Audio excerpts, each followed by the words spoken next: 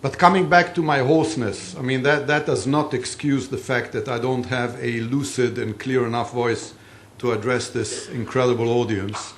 This is not the first time that I find myself at the podium having to apologize for some impediment or some defect. It wasn't long ago that in the morning while I was shaving, I thought about my speech, which I was going to deliver that evening, and while doing so, I cut myself very badly.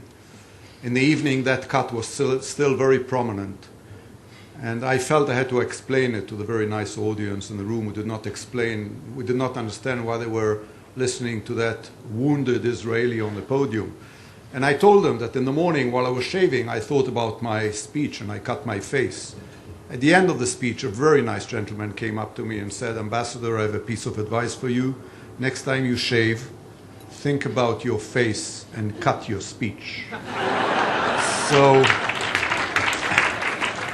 So having listened to that advice and to that very wise man, as Henry VIII said, I won't keep you for very long, as he said to each of his 6 wives. But I'm really, really happy to be here. I must tell you that when I came in and I saw this room and I felt the energy and the commitment and the partnership and the love for Israel, which exudes from each and every table, for a moment I had a sense of déjà vu. I thought I was actually in the General Assembly of the United Nations. But when I looked around, and when I look around now and I see the beauty and the age and how young and vibrant everybody is, I realize this certainly ain't the United Nations. And I'm really very, very, very happy to be here. I'm happy to be here also because I know that some of you are probably very worried, because Israel truly is facing some of the greatest challenges and most dangerous moments it has ever faced in its history. As you know, Israel has undergone a very bitter, long and bloody summer last year when it confronted the terrorist organization of Hezbollah in that war in Lebanon.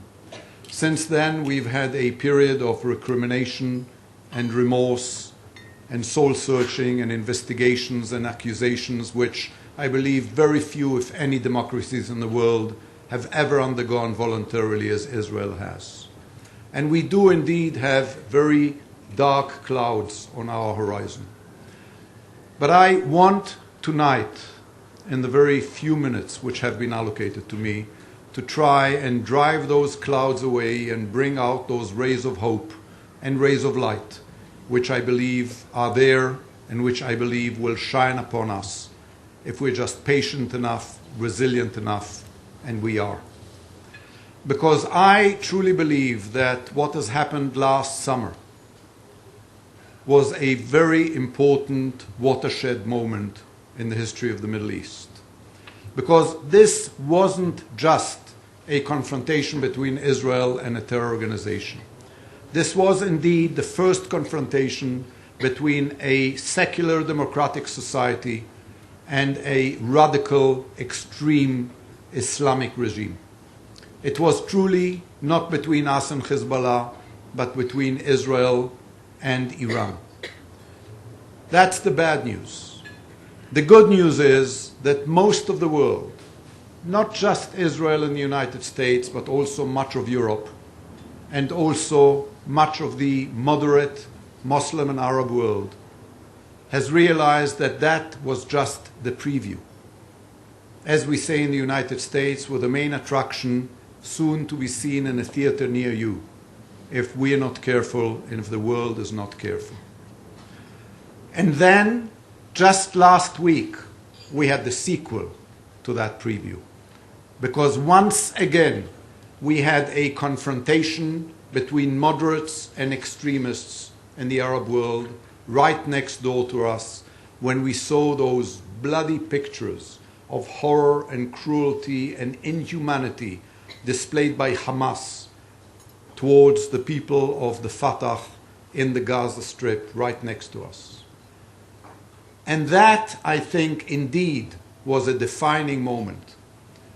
Because what we've actually been witnessing over the last decade is not what Samuel Huntington described in his book about 12 years ago, which he called a clash of civilizations.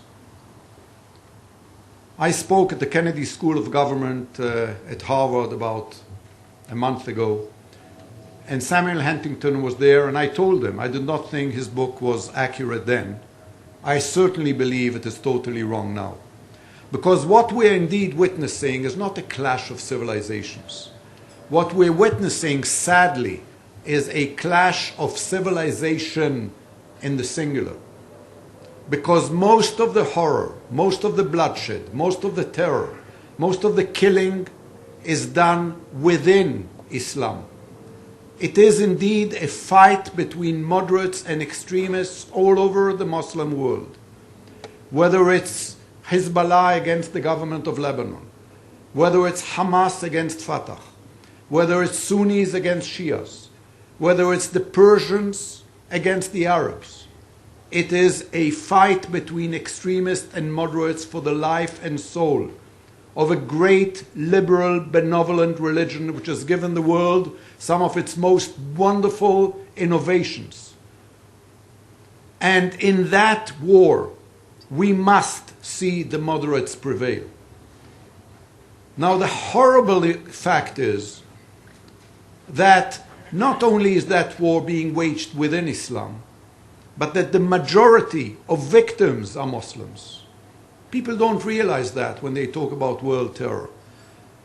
But when you look at the world, whether it's in Afghanistan or in Iraq, in Lebanon or in Syria, in Algeria or in Morocco, in Mombasa or in Bali, wherever you look, in Sharm el-Sheikh or in Amman, the vast majority of victims are Muslims. And to me, what is most frightening is the eerie silence.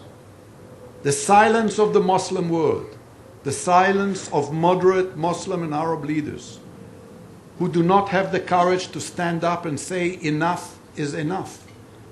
What are we doing? We're killing our own people. On the one hand, you saw what happened in the streets all around the world when they went out and demonstrated and killed people and caused violence because of a few cartoons in a Danish newspaper. And on the other hand, you see the silence when thousands and thousands of their own people are being killed. It's horrible. It's nearly as if we live in a world where when Jews kill Muslims, it's a massacre. And when Christians kill Muslims, it's a crusade. And when Muslims kill Muslims, it's the Weather Channel. Nobody cares. But I believe that today, after what happened in Gaza, after we've seen the cruelty and the inhumanity of Hamas, we are confronted with a new reality. Because we indeed have today two entities. One, an entity of horror and bloodshed and destruction, and the other one an entity of liberalism and moderation and the wish to relinquish terror and to enter negotiations and to reach a peaceful settlement. And we must seize that moment. We must seize that moment because we truly believe, as I know the Khalili family believes, that we must build bridges rather than erect walls. That most Muslims essentially want peace. I believe that no baby is born wanting to be a suicide bomber. And I believe that Muslim mothers love their children just as much as we love ours. We must not let them be taken hostage by a minority that is trying to victimize them and use them and exploit them for totally wrong reasons. And therefore I believe that what we're seeing today is indeed a ray of hope, because we're seeing this realization not only in Israel, not only in Europe, and not only in the United States, but we're indeed seeing it in parts of the moderate Arab and Muslim world. What happened in Riyadh when 22 Muslim countries got together was actually saying we must bolster and embolden the moderates, and we must marginalize and isolate the extremists. And we in Israel must seize that moment.